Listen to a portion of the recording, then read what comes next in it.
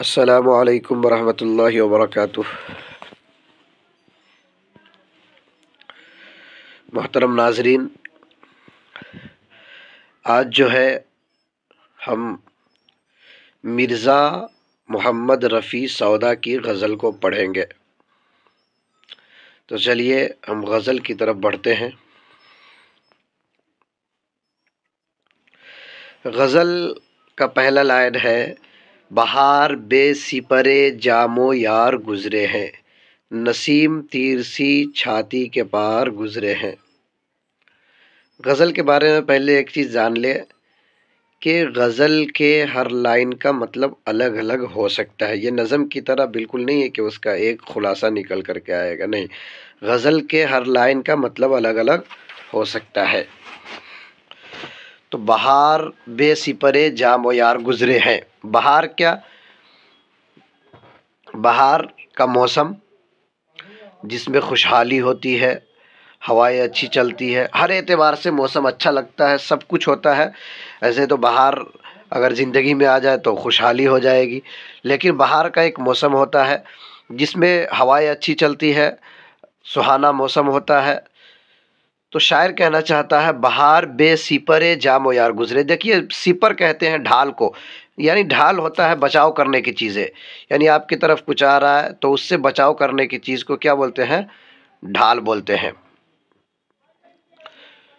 تو بہار بے سپرے جام و یار گزرے ہیں، جام و یار کے بچاؤ کے بغیر جو ہے بہار گزرے ہیں، نسیم تیر سی چھاتی کے پار گزرے ہیں۔ اب دیکھیے، شاعر اصل کہنا یہ چاہ رہا ہے کہ دیکھیے بہار کا موسم ہے، اور جب بہار کا موسم ہوتا ہے تو اس سے لطف اندوز ہویا جاتا ہے، اس سے فائدہ اٹھایا جاتا ہے، اس کا انجوائے کیا جاتا ہے نا؟ تو کہہ رہے ہیں کہ بہار کا موسم ہے، لیکن بہار کا موسم ہے تو اس سے لطف اندوز ہونے کے لیے جس چیز کی ضرورت پڑتی ہے، شاعر کہتا ہے کہ وہ چیز میرے پاس نہیں ہے، یعنی بہار سے لطف اندوز ہونے کے لیے جو ہے میرے پاس نہ تو یار ہے، یعنی نہ تو محبوب ہے، اور نہ ہی جام ہے۔ جام یعنی نہ تو شراب وغیرہ ہے اور نہ ہی میرے پاس محبوب ہے۔ تو کیا ہے؟ یہ دو چیزیں اگر ہمارے پاس ہوتی تو بہار سے جو ہے اچھی طرح لطف اندوز ہوتے۔ تو جب موسم اچھا ہو، سب کچھ اچھا ہو، تو ایسے ٹائم پہ انسان مس کرتا ہے۔ تو شاعر جو ہے اپنے یار کو مس کر رہا ہے، یار نہ ہو تو اس کی جگہ جام پوری کر دیتا ہے، تو جام بھی نہیں ہے۔ تو اس وقت جو ہے مزہ دینے کے بجائے، یہ بہار کا موسم مزہ دینے کے بجائے شاعر کو تکلیف دے رہا ہے۔ کس طرح؟ جس طرح نسیم تیر سی چھاتی کے پار گزرے۔ کہہ رہے ہیں کہ یہ بہار کا موسم ہے، اس میں جو ہوائیں چل رہی ہے اس سے تو مجھے یعنی نسیم یعنی صبح کی ہوا، جو ہوائیں چل رہی ہے صبح کی، اس سے تو مجھے اچھی لگنی چاہیے، لیکن اچھی لگنے کے بجائے مجھے یہ تیر کی طرح جو ہے چھاتی میں جو ہے چبھ رہا ہے، تیر کی طرح چھاتی کے پار گزر جا رہا ہے۔ نسیم تیر سی چھاتی کے پار گزرے ہیں، یہ ہوا جو ہے تیر کی طرح چھاتی کے پار گزر رہا ہے، کیونکہ تیر سے بچنے کے لیے ڈھال لایا جاتا ہے۔ تو اسی لیے جام و یار کو ڈھال کہا ہے کہ اگر جام و یار ہوتے تو یہ صبح کی ہوا نسیم جو ہے یہ تیر کی طرح نہیں چبھتا، تیر کی طرح چھاتی کے پار نہیں گزرتا، بلکہ اس سے لطف اندوز ہوتا بہار سے۔ تو بہار سے لطف اندوز ہونے کے لیے جام و یار نہیں ہے، اس لیے بجائے اچھا لگنے کے اسے تکلیف پہنچ رہی ہے۔ گزر میرا تیرے کوچے میں گو نہیں نہ سہی، میرے خیال میں تو لاکھ بار گزرے ہے۔ دیکھیے، اس شعر میں محبوب شکوہ گلا اپنے عاشق سے کرتا ہے کہ تو مجھے بھول گیا، تو میری گلی کا چکر بھی نہیں لگاتا، تو کبھی آتا بھی نہیں، میرے ادھر سے گزرتا بھی نہیں، کبھی تیرا دیدار نہیں ہوتا۔ تو شاعر جواب دیتا ہے گزر میرا تیرے کوچے میں گو نہیں نہ سہی، یعنی تمہاری گلی میں میں نہیں گزرتا، تمہاری گلی سے، کوچے کس کو کہتے ہیں؟ گلی کو کہتے ہیں، یعنی تیری گلی سے اگر میرا گزر نہیں ہوتا تو نہ صحیح، کوئی بات نہیں ہے، لیکن میرے خیال میں تو لاکھ بار گزرے ہیں، میں تجھے بھولا نہیں ہوں، ایسا نہیں ہے کہ میں تیری گلی سے نہیں گزرتا تو میں تجھے بھول گیا، ایسی بات نہیں ہے، میرے خیال میں تو لاکھ بار گزرے ہیں، دن رات تو تجھے ہی سوچتا رہتا ہوں، دن رات تو تجھے ہی یاد کرتا ہوں، تیری گلی سے ایک نہیں گزرتا، تو اس کا مطلب یہ نہیں کہ میں تجھے بھول گیا، میں تجھے بھولا نہیں، رات دن تجھے ہی سوچتے رہتا ہوں، میرے خیال میں تو لاکھ بار گزرے ہیں۔ چلیے اگلا لائن، کہے ہے آج تیرے در پہ اضطراب نسیم کہ اس جہاں سے کوئی خاک سار گزرے ہیں۔ دیکھیے اضطراب کے معنی بے چینی، پریشانی، نسیم صبح کی ہوا، یعنی کہہ رہا ہے کہ نسیم صبح کی ہوا جو ہے وہ پیغام لے کر کے آیا محبوب کے در پہ کہ اس جہاں سے کوئی خاکسار، خاکسار دیکھیے خاکسار کے معنی تو عاجز ہوتا ہے، حقیر ہوتا ہے، لیکن اس سے مراد جو ہے یہاں پہ عاشق ہے، عاشق اپنے آپ کو خاکسار کہہ رہا ہے، چھوٹا کہہ رہا ہے اپنے محبوب کے سامنے، لیکن کس لیے اضطراب یہاں پہ کیوں آیا؟ کہ یہ بتانا چاہ رہا ہے کہ عاشق کی پریشانی دیکھ کر کے جو صبح کی ہوا جو پیغام پہنچانے والی وہ بھی بے چین ہو گیا، وہ بھی پریشان ہے، وہ بھی بے قرار ہے، تو اسی لیے بے قرار صبح کی بے قرار ہوا تیرے در پہ یعنی محبوب کے در پہ آج یہ پیغام لے کر آیا ہے کہ تمہارا عاشق اس دنیا سے رخصت ہو رہا ہے، کہ اس دنیا سے کوئی خاکسار، اس جہاں سے کوئی خاکسار گزرے ہے، یعنی تمہارا عاشق جو ہے محبوب کے در پہ اضطراب نسیم یہ پیغام لے کر کے گیا کہ کوئی تمہارا عاشق جو ہے آج اس جہاں سے رخصت ہو رہا ہے۔ میں وہ نہیں کہ کوئی مجھ سے مل کے ہو بدنام، نہ جانے کیا تیری خاطر میں یار گزرے ہیں۔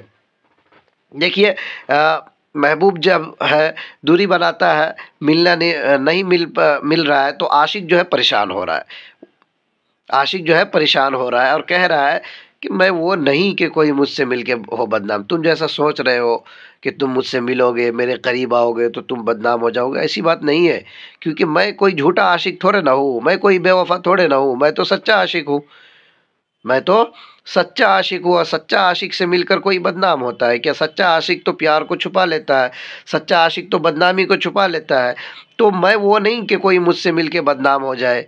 نہ جانے کیا تیری خاطر میں یار گزرے، پتہ نہیں تجھے کون بہکا دیا، تجھے کون کیا کہہ دیا، تیری خاطر، خاطر کہتے ہیں دل کو، پتہ نہیں تمہارے دل میں کیا گزر رہا ہے، کیوں تم ملنا نہیں چاہ رہا ہے، میں وہ نہیں ہوں، میں ایسا نہیں ہوں کہ کوئی مجھ سے مل کے بدنام ہو جائے، نہ جانے کیا تیری خاطر میں یار گزرے، پتہ نہیں تمہارے دل میں کیا گزر رہا ہے۔ اگلا مصرع دیکھیے، گزر میرا تیرے کوچے سے یوں ہے اے ظالم کہ جیسے ریت سے پانی کی دھار گزرے ہیں۔ دیکھیے اوپر تو کہا تھا، اوپر کیا کہا تھا کہ گزر میرا تیرے کوچے میں گو نہیں نہ صحیح، کہہ رہا ہے کہ اگر میں تیرے کوچے میں نہیں گزرتا تو کوئی بات نہیں، ہو سکتا ہے نہیں گزرتا، لیکن یہاں پہ کہہ رہا ہے نہیں، میں گزرتا ہوں تیری کوچے سے، تیرے گلی سے میں گزرتا ہوں، لیکن کس طرح؟ وہ دیکھیے، گزر میرا تیرے کوچے سے یوں ہے اے ظالم کہ میں تمہاری گلی سے اس طرح گزرتا ہوں۔ ظالم عام بات ہے، جو ہے اپنے محبوب کو لوگ پیار میں ظالم کہتے ہیں، کیونکہ وجہ کئی ساری ہوتی ہے کہ کبھی بے وفائی کر جائے، کبھی وعدہ خلافی کر جائے، تو یا کوئی ستانے والی کوئی بات کر جائے، تو اس کی وجہ سے جو ہے عام بات ہے کہ پیار میں اپنے محبوب کو لوگ ظالم کہتا ہے۔ تو گزر میرا تیرے کوچے سے یوں ہے اے ظالم کہ جیسے ریت سے پانی کی دھار گزرے ہیں، کہہ رہے ہیں کہ جس طرح ریت سے پانی کی دھار گزرے ہے، اسی طرح میں تمہاری گلی سے گزرتا اور تمہیں پتہ نہیں چلتا۔ دیکھیے ریت کے اوپر سے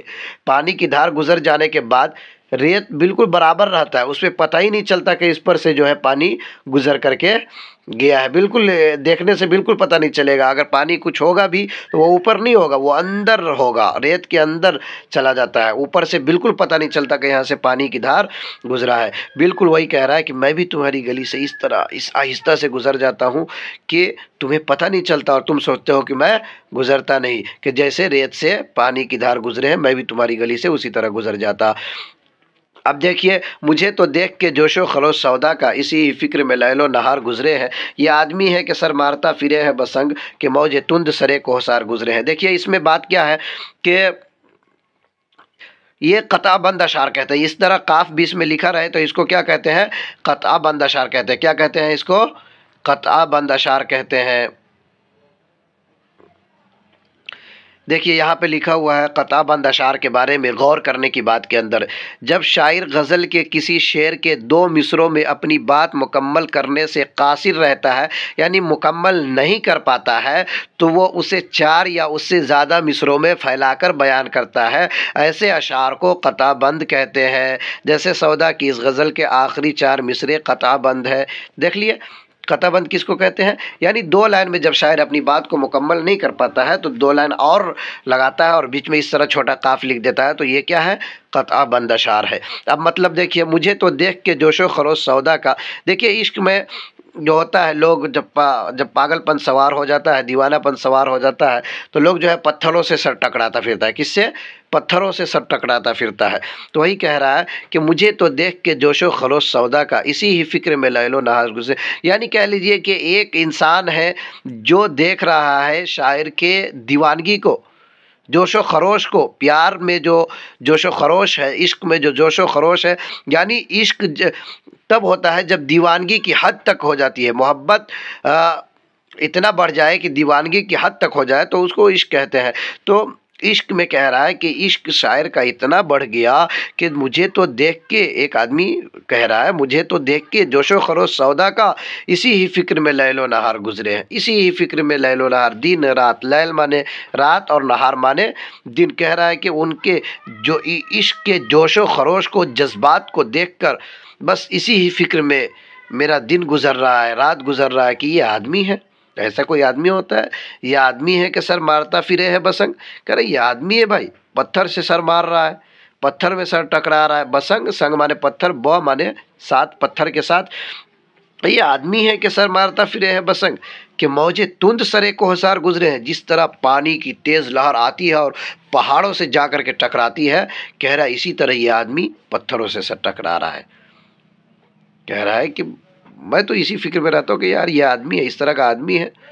دیکھو، جس طرح پانی کی تیز لہر، موجے تند تیز، سرے کوہسار گزرے ہیں، پہاڑوں سے جا کر کے جس طرح پانی کی تیز لہر ٹکراتی ہے، اسی طرح یہ آدمی جو ہے پتھروں سے سر ٹکرا رہا ہے۔ یہاں دیکھیے کچھ سوال بھی دیکھ لیجئے۔ نسیم تیر سی چھاتی کے پار گزرے ہیں سے شاعر کی کیا مراد ہے؟ دیکھیے شاعر یہ کہنا چاہتا ہے کہ جب بہار کا موسم ہے تو اس سے انسان لطف اندوز تب ہوگا جب لطف اندوز ہونے کے سامان مہیا ہوں گے۔ تو لطف اندوز ہونے کے سامان یا تو جام ہوتا ہے یا یار ہوتا ہے، تو نہ کو شاعر کے پاس جام ہے نہ یار ہے، اسی لیے شاعر کہہ رہا ہے کہ یہ مجھے اچھا لگنے کے بجائے مجھے بیکار لگ رہا ہے۔ یعنی یہ چیز مجھے ہوتا یہ کہ مجھے یہ چیز خوشنما لگتا، پر لطف ہوتا میرے لیے، لیکن پر لطف ہونے کے بجائے یہ مجھے زخمی کر رہا ہے۔ ایسا لگ رہا ہے کہ یہ جو بہار، یہ جو ہوا چل رہی ہے، یہ مجھے اچھا لگنے کے بجائے مجھے سینے کو چیرتا ہوا گزر رہا ہے۔ نسیم تیرسی چھاتی کے پار گزرے ہیں، تو یہ ہوا سینے کو چیرتی ہوئی جو ہے گزر رہی ہے، یعنی یہ جو ہے اچھا لگنے کے بجائے مجھے برا لگ رہا ہے۔ میں وہ نہیں کہ کوئی مجھ سے مل کے ہو بدنام سے شاعر کا کیا مطلب ہے؟ دوسرا سوال ہے، شاعر کہنا چاہتا ہے کہ دیکھو میں کوئی بے وفا نہیں ہوں، میں کوئی دھوکہ باز نہیں ہوں، میں کوئی رقیب نہیں ہوں کہ مجھ سے مل کے کوئی بدنام ہو جائے گا۔ میں ایک وفادار سچا عاشق ہوں، اس لیے مجھ سے مل کے کوئی بدنام نہیں ہوگا۔ اگر تمہارے ذہن میں اس طرح کی بات ہے تو یہ غلط فہمی ہے، اس میں مبتلا نہ رہے۔ مقطع کے قطع بند اشعار میں شاعر نے اپنی کس کیفیت کا اظہار کیا ہے؟ شاعر نے اپنی اس کیفیت کا اظہار کیا ہے، شاعر نے دیوانگی کی حد کو بیان کیا ہے۔ یعنی شاعر کہہ رہا ہے کہ جوش و خروش اور عشق جو ہے، وہ پیار جو ہے وہ بہت زیادہ بڑھ گیا ہے، اتنا زیادہ بڑھ گیا ہے کہ برداشت سے فاضل ہو چکا ہے۔ تو انسان جو ہے کبھی ادھر بھٹک رہا ہے، کبھی ادھر بھٹک رہا ہے، یعنی پتھروں سے سر ٹکرا رہا ہے، جس طرح پانی کی تیز لہر جو ہے پہاڑوں سے ٹکراتی ہے۔ تو کہہ رہا ہے کہ دیوانگی کی حد جو ہے بہت زیادہ بڑھ گئی ہے، اسی کیفیت کا اظہار کیا ہے کہ جب انسان بہت زیادہ دیوانہ ہو جاتا ہے تو بالکل جو ہے ادھر ادھر بھٹکتا پھرتا ہے، اس کا کوئی ٹھکانہ نہیں رہتا، پریشان رہتا ہے وہ۔ بس دیکھ لیجئے گا، اچھے سے سمجھ لیجئے گا، اچھے سے یاد کر لیجئے گا، اور جو ہے لائک بھی کیجئے ویڈیو کو، اور چینل کو سبسکرائب بھی کرنا نہ بھولیں۔